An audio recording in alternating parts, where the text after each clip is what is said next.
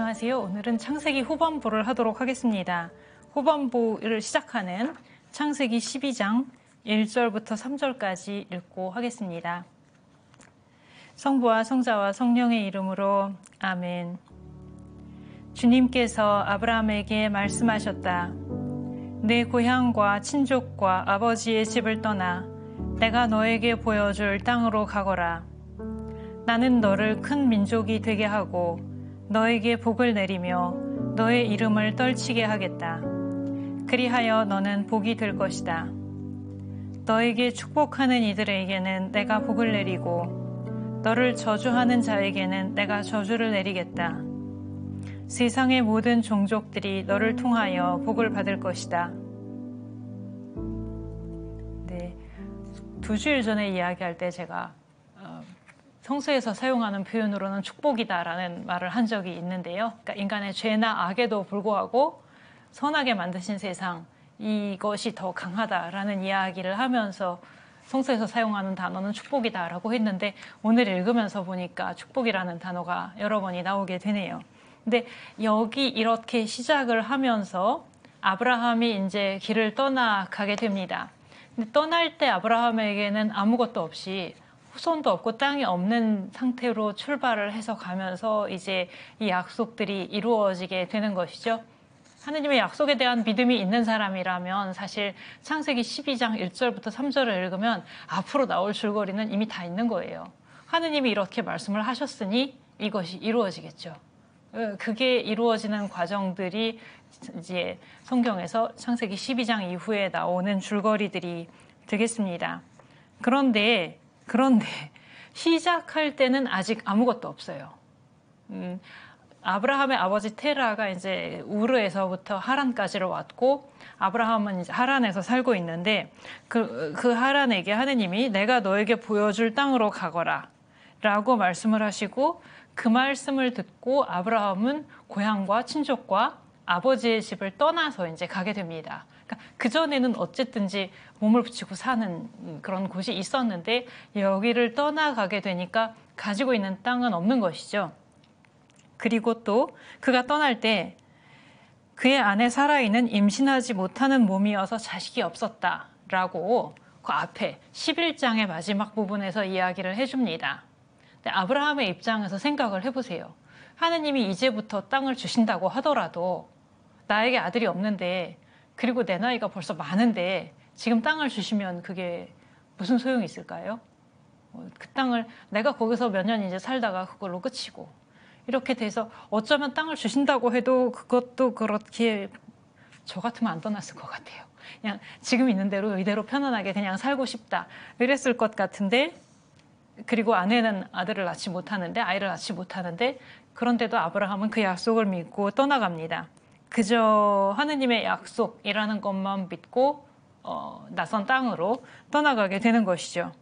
그리고 아브라함에게 하느님이 거기를 떠나가면 이제 큰 민족을 이루어 주겠다고 말씀을 하십니다.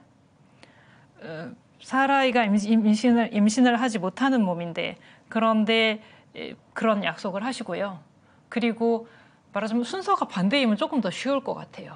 나에게 후손이 많은데 이 후손들이 어디 살 곳이 필요한데 하느님이 땅을 주시겠다 하면은 땅이 필요하니까 갈 것 같은데 지금 그것도 아니고 후손이라고도 전혀 없는데 하느님이 땅을 약속하시고 그리고 그 땅에 가면 후손을 주겠다고 이렇게 말씀을 하시는 것이죠. 약속에 대한 믿음이 없으면 그 다음의 역사는 펼쳐지지 않을 것입니다. 아까 제가 하느님의 약속을 믿는 사람이라면 이 일이 하느님이 말씀하셨으니까 이제 앞으로 그렇게 될 것이다 라고 생각을 할 거라고 했는데요. 아브라함이 그 약속을 믿지 않았더라면 떠나가지도 않았을 것이고 그러면 그 땅의 약속이나 후손의 약속이나 이런 것들이 의미가 없게 되고 말았을 것입니다. 근데 아브라함은 믿고 떠나갔어요. 떠나서 출발은 했는데 그 약속이 그렇게 쉽게 이루어지지는 않습니다. 그러다가 어렵게 해서 이삭이 태어나는데요. 그 과정은 잘 아시고요. 하느님이 뭐 사라이가 이제 아들을 낳을 것이다라고 이야기했는데 뭐 사라가 웃었다, 뭐 아브라함 믿지 않고 이런 이야기들이 성경에도 나오고요. 그런 우여곡절을 거쳐서 이삭이 이제 태어납니다. 이삭이 태어나면 말하자면 약속이 이루어지기 시작하는 어떤 새싹이나 씨앗 같은 게 보였다고 할 수 있겠죠. 이제 약속이 이루어져 가는구나 라고 생각을 할 수 있었을 것입니다. 근데 그 약속이 위험에 처해지는 사건이 발생을 하지요. 하느님이 이삭을 제물로 바치라고 하시는 창세기 22장에 나오는 아브라함의 제사에 대한 이야기입니다. 처음에는 이삭을 제물로 바치라고 하셨다가 나중에 가면 그 아이에게 손을 대지 마라라고 다시 말씀을 하시고, 그래서 아이를 잡지 않고 아이를 제물로 바치지 않고 양을 제물로 바치는 이런 이야기가 있는데, 뭐 이 이야기의 기원이 무엇이냐, 뭐 역사적으로 이야기를 하면 그 사람을 제물로 바치는 그런 옛날에 있었던 습속에 대한 반대 이런 것이라고 설명을 하기도 하는데요. 그것하고는 별개로 이 아브라함의 제사 이야기는 유다교에서나 그리스도교에서나 전승 안에서 중요한 역할을 하게 되지요. 그리스도교에서는 그 이삭이 장작을 메고 갔었던 것이 십자가를 지고 가시는 예수님의 예표로 해석이 되기도 했고요. 하여튼 전통적으로 매우 중시되어 온 본문이기도 한데요. 그런데 우리는 지금 같은 이 이야기를, 아브라함의 제사 이야기를 하느님의 약속이라는 전망 안에서 읽어보려고 합니다. 왜냐하면 조금 전에 말씀드린 것처럼 하느님이 후손을 약속하셨고, 그것도 그냥 뭐 어느 아들에게서든지가 아니었고 이삭을 통해서 그 뒤로 후손이 이어질 거라고 약속을 하셨거든요. 아브라함에게 이스마엘이 있었죠. 하가르에게서 태어난 아들이 있었는데 그냥 이스마엘이면 족하다고 아브라함은 그렇게 말씀을 드렸는데도 하느님은 그렇게 아니고 사라이에게서 아들이 태어날 것이고 1년 후에는 아들이 태어나 있을 것이고 그 아들을 통해서 약속이 이루어질 것이라고 말씀을 하셨거든요. 여기서 문제죠. 약속이 이루어지려면, 하느님의 약속이 이루어지려면 이삭이 있어야 되는 거예요. 그 이삭, 그 다음에 이삭의 아들, 그 아들의 아들, 이렇게 해서 후손이 많아지는 거잖아요. 그런데 하느님은 이삭을 통해서 후손이 많아질 거라고 말씀을 해놓고서 그 이삭을 제물로 바치라고 하시는 거죠. 어떻게 보면 모순되는 상황? 이렇게 충돌하는 상황이 되는 거죠. 하느님 자신 안에서. 그런데 아브라함은 그랬을 때 하느님의 약속을 의심하지 않습니다. 이게 인간적인 사고방식과 하느님의 약속에 대한 믿음의 문제인 거죠. 인간적인 사고방식은 이삭이 있어야 돼요. 이삭이 있어야 하느님의 약속이 이루어지는 거죠. 근데 아브라함은 그것을 접고 하느님의 약속을 믿습니다. 하느님은 어떤 방식으로든지 그 약속을 이루어 가실 것이다. 어떤 방식인지는 사실 우리가 모르거든요.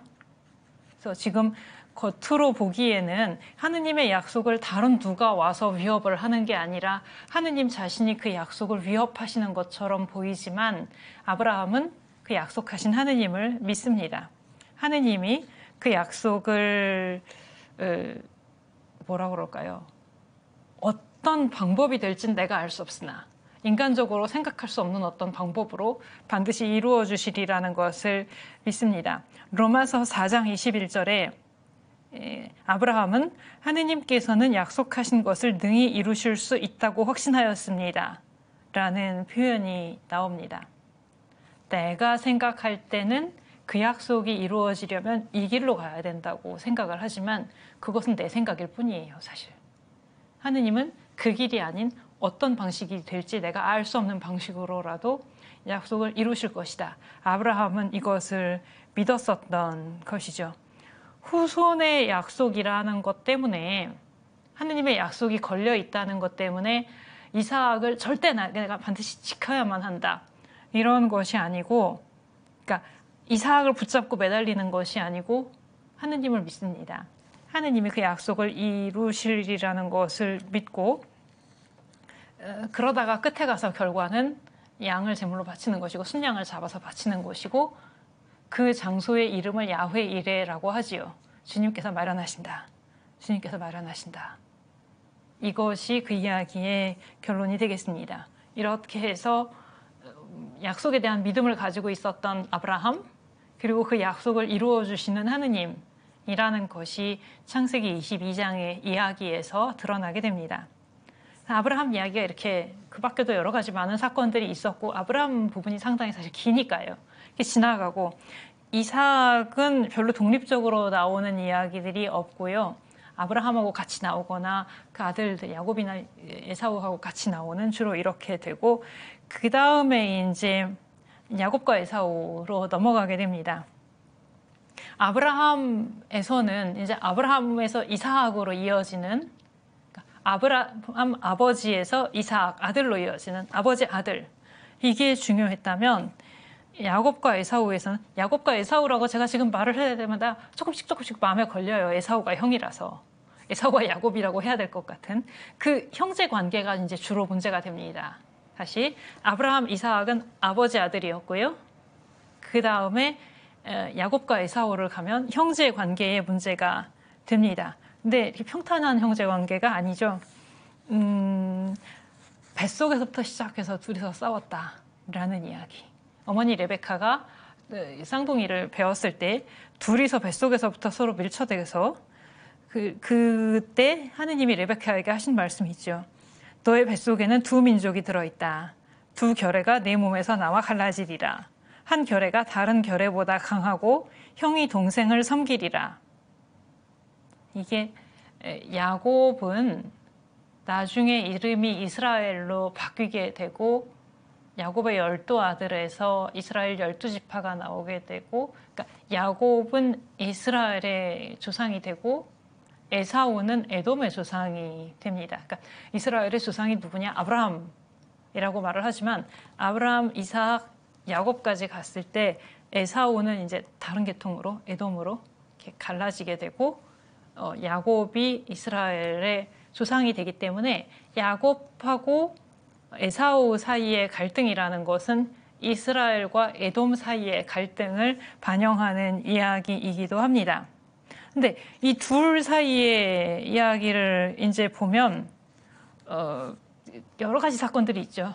그러니까 어머니 뱃속에서부터 싸웠다서부터 시작을 해가지고 벌어지는 사건들이 그 불콩죽 사건 이야기, 잘 아시는 이야기가 되겠습니다. 에사우가 이제 야곱이 음식을 만들고 있는데 밖에서 돌아와서 배가 고프다고, 사냥하고 돌아와서 너무 배가 고프다고, 배가 고파서 죽을 지경이라고 나오거든요, 성서에. 그렇게 되어 있을 때 그 불콩죽을 주면서 맏아들의 권리를 나한테 내놓으라고 그렇게 말을 합니다. 그때는 이제 산 걸로 돼 있죠. 그러다가 나중에 가면 27장에 가면 아버지를 속여서 형이 받아야 할 축복을 자기가 받는 것으로 되어 있어요. 엄밀하게 말하면 이야기 앞뒤가 조금 여기도 잘 안 맞아요.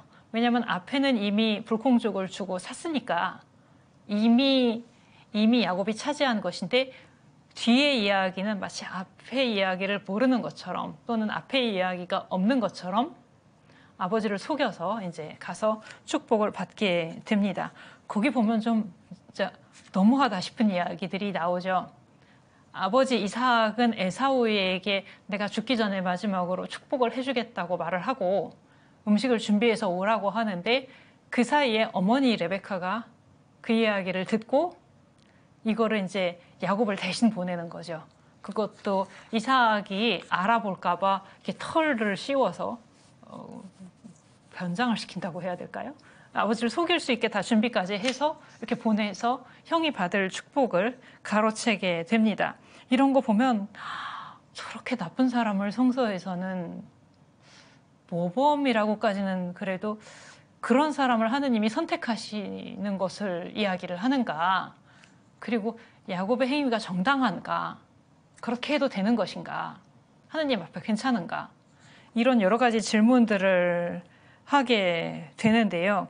여기서 야곱 이야기에서 중요한 것은 그가 거치게 되는 여정입니다. 야곱 이야기가 길지요. 그리고 보면은 집을 떠나가서만도 20년 동안의 이야기가 있게 됩니다. 처음에 가나안에서 살다가 형하고의 충돌 때문에, 그러니까 맏아들 권리를 가로채고 아버지의 축복을 받았지만 그러고 나서 형이 자기를 죽일 수 있는 위험이 있었기 때문에 어머니가 그거를 이제 듣고 두려워하죠. 에사우가 아버지의 장례를 치르고 나면 그 다음에 저 동생을 죽이겠다라고 말을 하는 거를 어머니가 듣고서는 피신을 시키죠. 그래서 그 외삼촌 집에 가서 여러 해 동안 있게 되고요.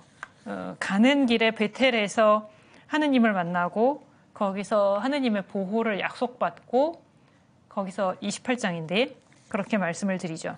하느님께서 저와 함께 계시면서 제가 가는 이 길에서 저를 지켜주시고 제가 무사히 아버지 집으로 돌아가게 해주신다면 주님께서는 저의 하느님이 되실 것입니다. 그리고 20년 과정을 거치고 마지막에 하느님께서 함께 계셨다는 것을 그때 확인을 하고 나의 하느님으로 모시게 되지요. 라반의 집에서 있었던 20년을 이야기를 하자면 처음에는 라헬을 아내로 얻기 위해서 라헬하고 결혼을 하는 줄 알고 일을 했는데 외삼촌이 속이죠. 레아를 대신 들여보내서 이 이야기에서 어떻게 말을 하기도 하냐면 야곱이 아버지한테 그렇게 했잖아요. 야곱이 에사우가 들어가야 할 자리에 자기가 들어가서 아버지를 속였던 것처럼 똑같이 당했다. 외삼촌인 라반이 라헬을 보내지 않고 레아를 보냄으로써 했던 일을 그대로 갚는 결과를 당했다라고 말을 하기도 합니다. 하여튼 라헬하고 결혼을 하려고 7년을 일했는데 외삼촌이 속였기 때문에 다시 또 7년을 더 일을 하고 그리고 두 아내를 얻은 다음에도 또 6년을 더 거기 머물면서 일을 했다고 되어 있어서 20년 동안 거기서 머물렀고요. 그런 다음에 두 아내와 자녀들을 데리고 고향으로 돌아가게 됩니다. 그 여정을 통해서 겪게 되는 변화? 이것을 매우 잘 보여주는 이야기가 고향으로 돌아가는 길에 야복 나루를 건너기 전에 천사와 씨름했던 이야기 이것이죠. 천사가 창세기 32장이에요. 창세기 32장에서 천사가 나타나서 밤중에 야곱이 물을 건너기 전에 다른 식구들은 물을 다 건너갔고 야곱은 아직 물을 건너지 못한 상태에서 물을 건너기를 두려워하는 거죠. 형을 만나야 되니까 두려운 상태에서 천사가 나타나서 붙잡고 씨름을 합니다. 이때 야곱이 하는 말이 있죠. 저에게 축복해 주시지 않으면 놓아드리지 않겠습니다. 저에게 축복해 주시지 않으면 놓아드리지 않겠습니다. 이게 하느님께 축복을 받는 방법이죠. 받을 때까지 기다리는 거. 야곱의 방법은 그거죠. 축복을 해주지 않으시면 놓아드리지 않겠습니다. 라고 말을 해가지고 이게 동이 트려고 하니 나를 놓아다오 라고까지 얘기를 하셨는데 그러니까 밤새도록 씨름을 한 거예요. 씨름이라는 게 붙잡고 있는 거죠. 밤새도록 붙잡고 있고 그 끝에 마침내 하느님의 축복을 받습니다. 말하자면 그 물을 건너가기에 앞서서 나에게 두려운 일인 이 물을 건너가야 한다는 것 앞에서 하느님을 붙잡고 씨름을 하는 거죠. 그런 과정을 통해서 야곱이 뭐라 그럴까요? 변화가 된다? 이 과정을 거치면서 다시 이제 집으로 돌아올 수 있게 되는 것이고 글쎄 저는 이 야곱이 하느님하고 씨름하는 장면 그걸 보면서 이거 그냥 제가 생각하는 것이에요. 그런 생각 많이 해봤거든요. 하느님하고 씨름을 해서 이기면 내 맘대로 하는 건가요? 다시 잘 생각해 보세요. 하느님하고 씨름을 해서 이기면 내 맘대로 하는 건가요? 야곱을 보세요. 야곱이 안 건너가고 싶어요. 건너가기가 두려워요. 그래서 씨름을 해서 이기면 안 건너가도 되는 건가요? 그게 아니잖아요. 오히려 그 반대잖아요. 하느님하고 씨름을 해서 이긴다는 것은 결국 건너가는 거잖아요. 하느님하고 씨름을 해서 지는 게 이제 어떤 거냐면 야곱이 만약에 그 밤에 붙잡고 씨름을 하다가 아유 나는 그만할래 하고 놔버리고 축복도 안 받고 물도 안 건너가고 그냥 물러서서 그 자리를 피해버리면 그게 이기는 게 아니고 지는 거잖아요. 그래서 이 장면을 보면서 그 생각을 많이 합니다. 하느님하고 씨름을 해서 이긴다는 것은 결국 내 맘대로 한다는 말이 아니구나. 하느님이 어떤 도전을 던지시는 건데 씨름을 해서 끝까지 씨름을 하면 결국 그걸 받아들이는 거죠. 그래서 그 뜻대로 이제 물을 건너가고 형을 만나러 가게 되는 것입니다. 그래서 야곱이 정말 뭐라 그럴까요? 도덕적으로 정당하지 않은 형제간에서 아니면 부모에 대해서도 해서는 안 될 행동들을 하고 속임수를 쓰고 이렇게 했는데 그게 하느님께 선택을 받았으나 그런 파란만장한 삶을 겪어야 했고 그 끝에서 하느님과 씨름을 해서 결국 끝까지 붙잡고 씨름을 한 결과가 그 하느님의 선택을 그렇게 해서 지켜내는 것이죠. 이것이 어떻게 말을 하면 이스라엘의 역사이기도 합니다. 야곱의 이름이 이스라엘로 바뀌잖아요. 씨름을 하고 나서 하느님과 사람과 싸워서 이기고 하느님과도 씨름을 해서 이겼으니 너의 이름을 이스라엘이라고 이름이 바뀌게 되는데요. 그만큼 야곱의 여정은 이스라엘의 역사를 대표하게 됩니다. 그 이후에 이스라엘이 거쳐가는 여정이요. 유배를 갔다가 돌아오게 되고 그런 역사까지를 담고 있는 이야기이겠고요. 이것이 선택받은 사람, 선택받은 백성의 역사이기도 합니다. 이 야곱의 이야기에서 여러 가지 이야기들이 많지만 한 장면만 보면 이제 그렇게 되겠고요. 그 다음에 이제 요셉으로 넘어가죠. 아브라함, 이삭, 야곱, 요셉. 요셉 이야기도 길어요. 37장부터 50장. 그리고 거의 독립된 하나의 소설처럼, 거의 소설처럼 읽을 수 있는. 제가 지금 소설이라고 말을 하는 게 글을 읽을 때 그렇다는 거예요. 제가 그건 아니야, 그냥 소설이야 라고 말을 하는 거는 아니고요. 완결된 이야기로 딱 잘 짜여져 있습니다. 그런데 그 요셉의 역사도 파란만장하지요. 여기 보면은 자기 머물러서 한 곳에서 평탄하게 지내는 사람은 없어요. 요셉도 뭐 형들의 미움을 받아서 이집트로 팔려가고 이집트에서도 거기서도 또 모함을 당해가지고 감옥에 갇히고 감옥에서 해몽을 해줬는데 그 이야기를 또 저 사람은 잊어버리고 이런 여러 가지 사건들을 거치게 됩니다. 근데 그 끝에 이제 파라오가 꿈을 꿨는데 그때 나가서 그걸 해몽을 하고 다가오는 기근을 준비하는 그 일을 맡게 돼서 이제 높은 자리에 재상이 되고 그리고 나중에는 아버지와 형제들도 곡식을 구하러 양식을 구하러 이집트로 내려오게 돼서 이러저러저러 해서 끝에 가서 만나고 화해하고 이렇게 끝나게 되지요. 이 이야기의 끝에 가서 그 아버지 야곱이 세상을 떠나고 나자 형들이 이제 아버지도 없으니 요셉이 복수할지도 모른다 라고 말을 하지요. 그때 요셉이 하는 말이 있습니다. 두려워하지들 마십시오. 내가 하느님의 자리에라도 있다는 말입니까? 형님들은 나에게 악을 꾸몄지만 하느님께서는 그것을 선으로 바꾸셨습니다. 그것은 오늘 그분께서 이루신 것처럼 큰 백성을 살리시려는 것이었습니다. 그리고 이거보다 조금 앞서서도 요셉이 그렇게 말을 합니다. 45장인데요.